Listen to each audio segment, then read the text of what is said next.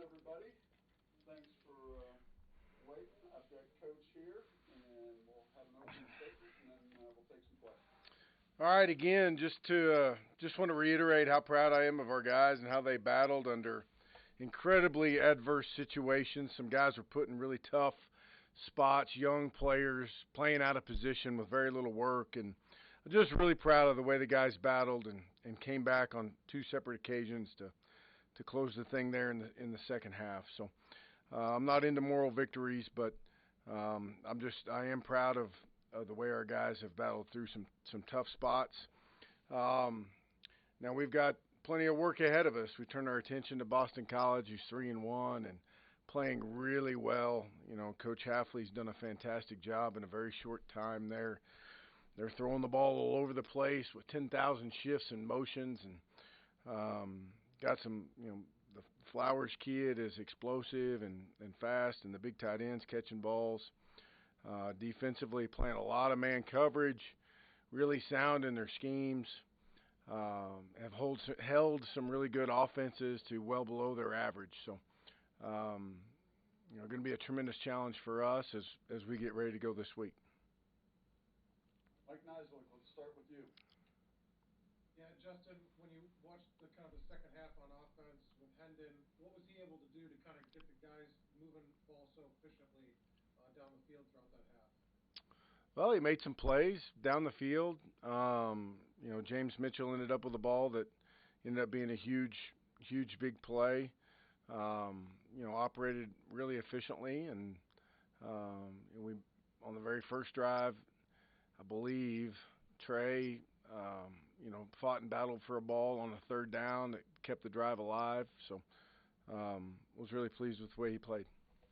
And then are you still evaluating it then again at quarterback for this week, or are you naming, starter, or what's kind of the plan at quarterback Well, for I Boston would say College? we're always evaluating it. Hendon will start this week. Unless things change, obviously I reserve the right to in 2020 to adapt if we need to, but that's the plan for now. David Teal.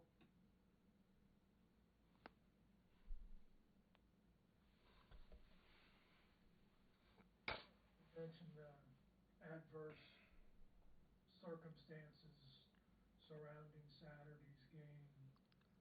Do you do you guys know if there was a root cause for the virus issues that you have encountered so far this season? Was it just life, or have you been able to trace it to one or two particular things? No, we haven't been able. There hasn't been a single party or gathering or get together. Basically, um, again, not to rehash all of it, but basically we made it all the way through the summer and a good portion of fall camp with little or no issues, and then around the same time that the students returned back to campus, we had a pretty large flare up there. NC State canceled the first game. We ended up not being able to play the next game. And since then, it has been a slow trickle. It's just, the last 2 weeks, it's been really concentrated in places that were already thin to begin with. That's had a pretty adverse effect on us. So, um, I'd say early in the actual football season, after fall camp, as the games were supposed to start, um, it was a little more widespread. But now it's not nearly as widespread, but it's been a little bit concentrated, particularly the last 2 weeks. Are you hopeful that for Saturday night you will have more numbers in the secondary? Well, I hope so. I mean, there is an issue. We had some young players out there that played a tremendous amount of snaps in situations probably they shouldn't have been in, that we really had no other choice. That, I'm hopeful that they can recover and play. I mean, that does something to a guy when you're a young player and you're in a situation like that. I mean, not just physically but mentally. So hopefully those guys can recover and continue to develop, um, and help us prop up that room. I mean, we'll have, um, certainly we should get at least Divine back, and we'll see how it goes from there. Remind me to use the raise hand function, guys. We'll get to as many as we can. Travis. Hey, Coach, I know you've alluded to this before, but can you just speak to Hendon's ability to not only lead, but to really, I don't know, just his personality, magnetic personality, to really kind of get the most out of guys and get the best out of guys and make people around him better?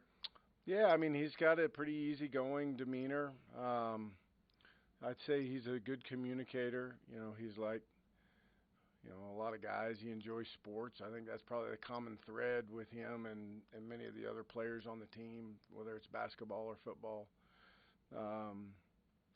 But just kind of has a little presence about him, and you know, an easily approachable, easy to talk to demeanor that I think guys feel comfortable with. And then, you know, he knows he's got to prove that on the field, and I don't mean by always, you know, throwing touchdown passes. I just mean how you work and how you prepare, and you know, he's done a good job of that as well. Andy. Hey, Justin, you mentioned Boston College's offense earlier. How does Dracovic kind of change the complexion of what they do? They seem to be a little bit less run-based than in past years. Yeah, they certainly do. I mean, he seems to me to be a big, strong kid. Like, I've seen several blitzers bounce off of him.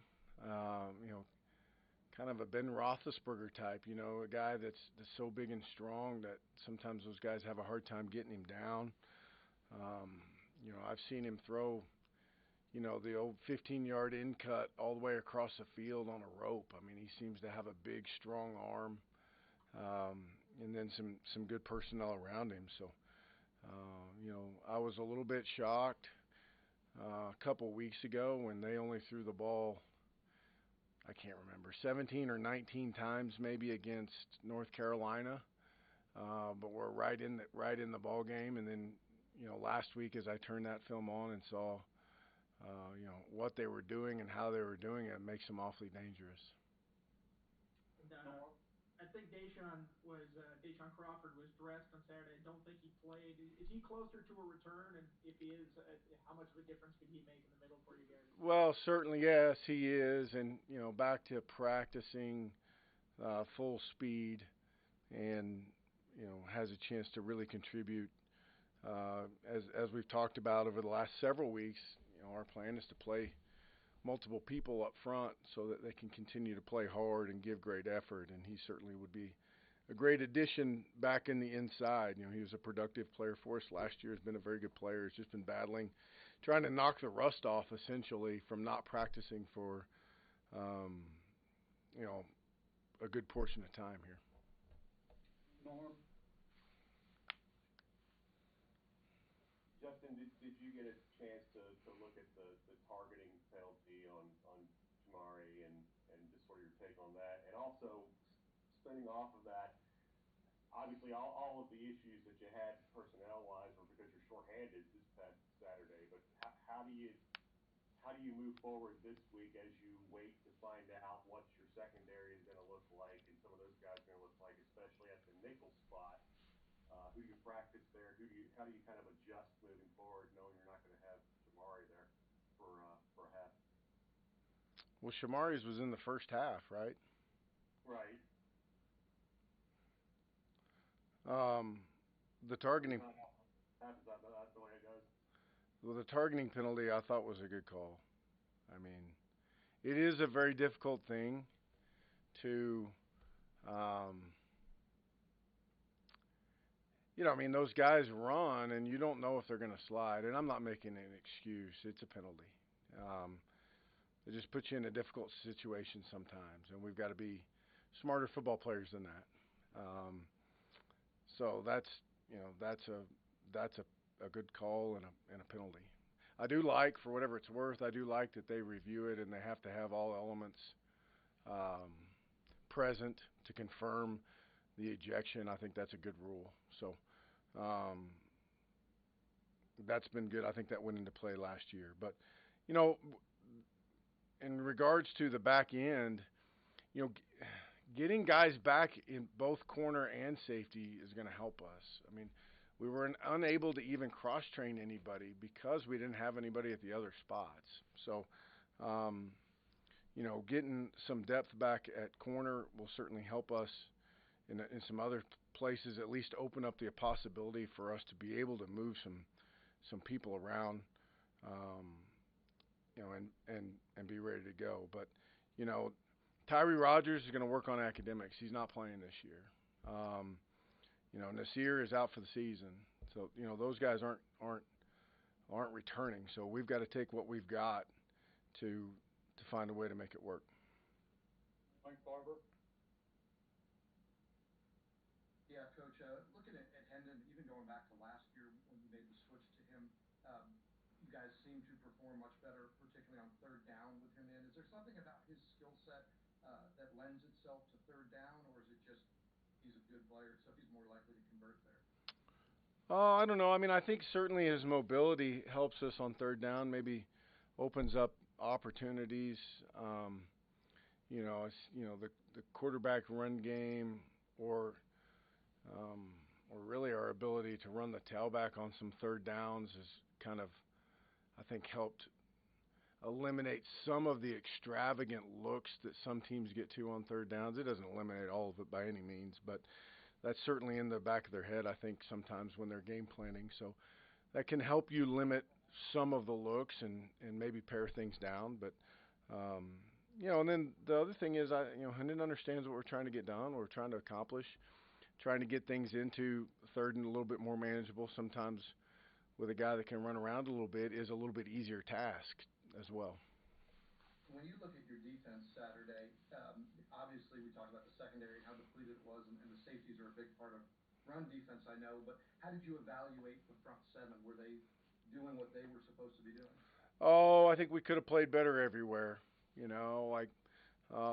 had some, that's one of the things that, as a coach, you try to preach to your team is, just because you have some guys out, it shouldn't affect how we do our job. And you see that so many times. And if you think about the first of the Duke game, we had a bunch of guys out, but the replacements were playing fine. It was the guys that everybody knows their names that were making uncharacteristic mistakes. And, that we can't have that part of it. So, the front six, let's say, those are steady guys that have played a lot of football that will need to play better, and whoever's in the back end shouldn't affect their play. So that's a long way of me saying that we all share in this, and we needed to play better up front as well.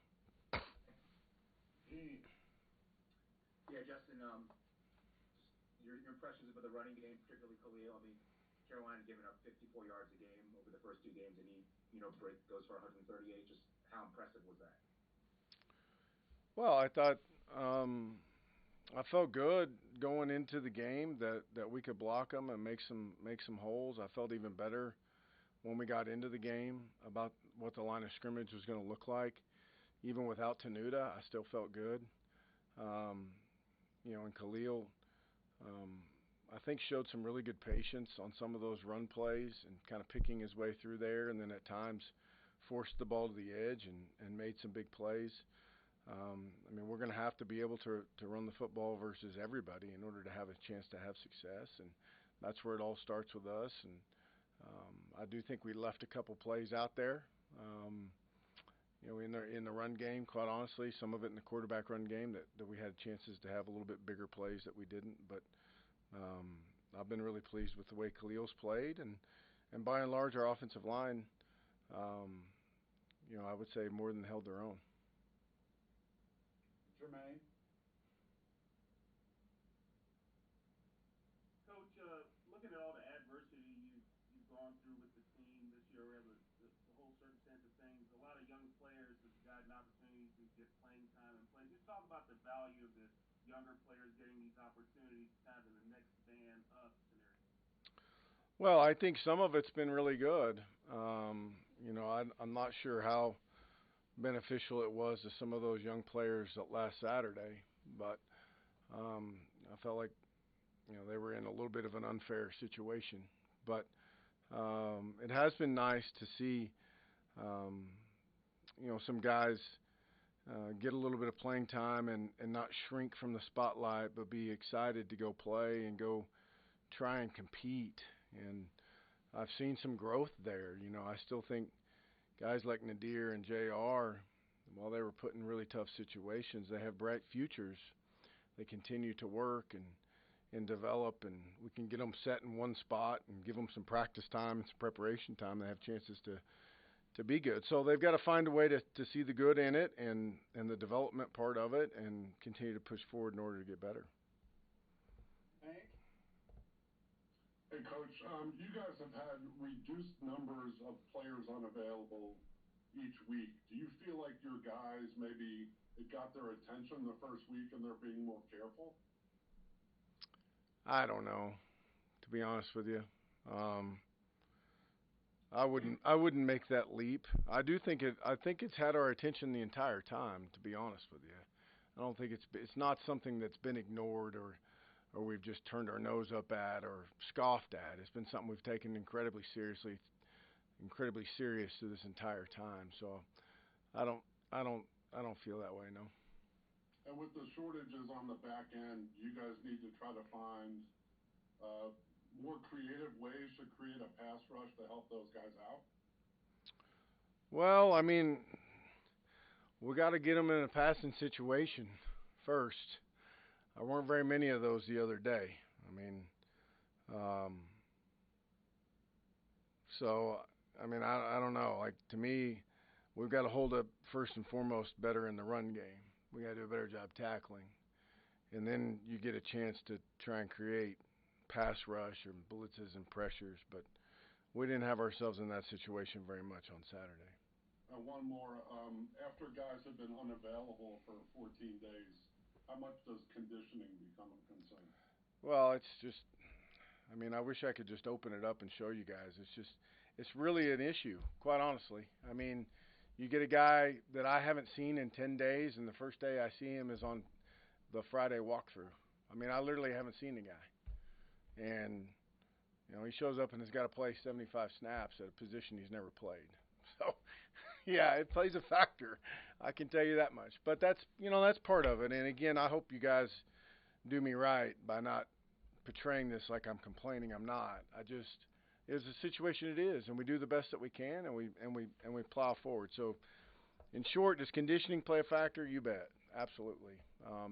Practice is important. That's why we do it, and having guys unavailable for those practice activities does affect their performance without a doubt. We have been fortunate enough that some of the things early in the year happened in positions that we could mask a little bit, or to guys that had played a lot of football before and could kind of make it through those situations. And obviously this past week was not the case. Wes? Coach, sorry to catch you off guard out of left field on this one, but I'm doing a piece on World Mental Health Month, and I was curious about something you said earlier this spring about the players' needs through 2020 with everything that's going on with social injustice, COVID. As you've gone through your coaching career, how is it something that's been new to you and something that you've had to learn that it's something to watch amongst your guys and amongst your players? Well, and that's a good question. I don't know that there's ever been a group that's had to go through as much as the group's going through right now. And I'm talking about our kids.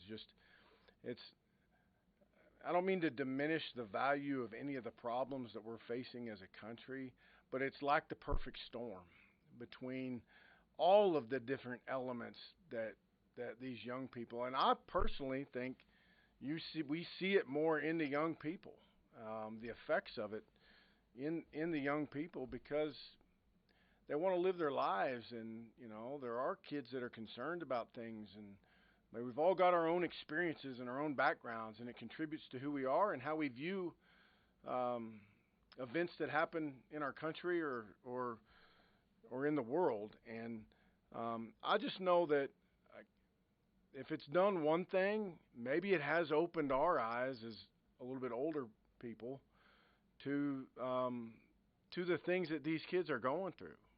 I mean, you throw social media on top of it. I mean, I have a sister that teaches junior high math, and those kids can never escape whatever happens at school, good or bad, because it's in their pocket and they take it home, and it's either liked or not liked, or something embarrassing happened, they're still hearing about it when they're at home. And it's just there's a lot on these young people today, and um, I think hopefully through all of this, the older generation is, with some intelligence and some perspective, can sit back and look at what these young people are actually dealing with and find some ways to help them out, because I think it's incredibly detrimental to their health, and I think it's maybe the hardest thing a young group's been through. Great, thank you. A few more, Andy. Yeah, Justin, I don't profess to be an offensive line expert by any means, but I see a lot of people mentioning Christian Darrisaw more and more for how he's played this year. Has he taken his game to another level? Have you seen him step up more this year? I would say that he's improved every year. The thing about Christian is he's been blessed with great hips and feet, and he's developed his body into being a strong, powerful body over the years. The thing that makes him or gives him a chance to be special is that he's so very intelligent. I mean, he just has a really good understanding of what we're trying to accomplish. He is competitive. So I would say yes. I would answer that question as yes, he has improved, and he's improved every single year. Just continues to get better, both from a physical side and a mental side. He doesn't seem to talk a whole lot around us when he's been. Do you like your left tackles like that, just kind of quiet and never heard from that much? Yeah, he is not the most talkative person. He is one of the most competitive people, though, which I think is awesome. One of his years here, he played beat up. He had a foot issue that had to get fixed at the end of the year, and never complained about it, never missed anything, to my knowledge, with it. He's just a tough, competitive guy that I'm all about those guys, and if they're quiet, that's a bonus. Tim? Coach, obviously you guys brought in a couple grad transfers back in mid-August. I know, and Devin Taylor and Chenga Hodge. I know expectations for their roles from the outside, at least, were fairly high. As they get more time in your program, how do you expect their roles potentially to grow week to week in the coming month and 2 months? Yeah, I mean, Devin Taylor's a great example. I mean, the first time I saw him in 10 days was on Friday. So I mean, it's a pretty difficult situation to put that kid in, and he went out there and performed really well when he was in there. But I expect it to continue to grow. I think he's going to contribute on defense. He's going to contribute on special teams. He's willing to do whatever we ask him to do. He's anxious and happy to be here. Chang is another one that just continues to develop. We've got to play more skill players on the offensive side of the ball. And those guys are just playing way too many snaps. The names that you all know, they cannot go play every single snap. We've got to get guys like Changa up to speed and ready to play, not just to contribute, but also to help the other guys. A couple more, Mike Nisley. Yeah, on the offensive line with Doug Nestor, I think that was the first time he played right tackle in a game, or at least got extended snaps. How hard is it? You talk about moving guys in the interior, but to go to guard, to tackle, and back, and how did you think he did, at that spot? Well, I mean, I would say this, that staying on the same side helps, whether that's guard or tackle. But not everybody that plays guard can play tackle from a physical standpoint. So, and I've never blocked anybody in my life, to be honest with you. But like when you move to the other side, it's a little bit different. Your stance is a little bit different. Your steps are a little bit different. Obviously, when you were blocking down, you're now blocking out with the numbers and all that kind of stuff. So it's a little bit different deal. But there aren't very many guys. So from an assignment standpoint, moving from right guard to right tackle is not as difficult from a mental standpoint. But there's not a lot of guys that can just pop out there and pass protect. I mean, that's a whole different animal, and he's got the skill set to do that. And you mentioned putting guys in bad spots, and I watched kind of the end of the game back on film, and Alan Tisdale seemed just gassed at the end. Terrell Smith came out, kind of seemed down and gave him encouragement at a timeout. Is he a guy where you kind of tried to offer some words of encouragement for after the game? Because he seemed, just sort of down because I don't think he was playing as well as he wanted at that spot, the safety spot. What was it like for him, and just what did you kind of say to him after the game? Because, like you said, Yeah. didn't seem comfortable there. No, I'm sure he wasn't. I mean, we're drawing stuff up on the sideline to try and get 11 people out there. I mean, it was like 8th grade football. I mean, it's what it was. So I hate it for our kids, but that was the situation we were in, and Alan went out there and did the best he could. So, it's kind of funny. Alan's a great competitor, a great person, and he and I have a great relationship. And I walked by him yesterday, and he looked at me and said, "Why are you so down?" So Alan's fine. He's ready to go and got a great attitude, and he's gonna be all right. And you mentioned it real quick, just Brian Johnson with that onside kick. How tough is that to execute? You said you've been doing that for a couple of years. It was kind of in your bag of tricks. But how tough is that? It's a low percentage play to get it just right. I mean, it seemed like it was basically on him, essentially, that one, to get it right. Yeah, it is. I mean, it's delicate. I mean, obviously, if you hit it too hard, then it's hard to recover. They have a better chance to recover. If you don't hit it hard enough, it doesn't go 10 yards, and everybody goes, "Man, you didn't hit it hard." It's like leaving a putt short. Like you got no chance. You miss 100% of the putts that you leave short. So, but he has practiced it. We feel good about calling it. I mean, obviously there's a risk. We felt like it was well worth the reward at that time. And we liked the call going into the game. But for him to pull it off and execute it, that's a whole other thing. I mean, to me, it speaks to his ability to get prepared, the way he's playing and what he's meaning or what he means to this football team right now. Appreciate it. David? Justin, scoring in the ACC and around the country and even in the NFL is up markedly this season. Does that surprise you, given the fits and starts and virus issues and, truncated training camps and such? It does surprise me. I would have thought that it would be the other way around. Usually, pretty much every year I've ever coached, you go out in the spring and the offense can't hardly make a first down on the defense, no matter where you're at, no matter how good or bad you are. It's just really difficult to get timing and get execution down. And I kind of thought it would look a little bit more like that. If you'd asked me before the season what's it going to look like, I probably would have erred on the other side. I probably would have said I think the offenses will struggle and not be as sharp. And I don't know. It'd be interesting to see. You probably know what the penalty situation is. Have there been more or less penalties? But I think they're up a little bit, but maybe not a tremendous amount. But it does surprise me. I'm not really sure why. If that was the next part of your question, I don't know. I'm not really positive. I don't know if because the numbers are down a little bit. A lot of teams are down a few guys or whatever it is. If it affects the defense more, I know that's what scares me when we talk about the game being safe and being down numbers. Like you can manipulate it on offense and usually find a way to go out there, but on the defensive side, it's you're stuck out there and you can't punt.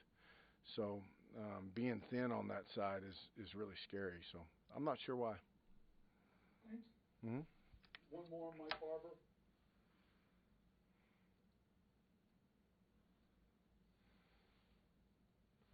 Mike, did you have a follow-up?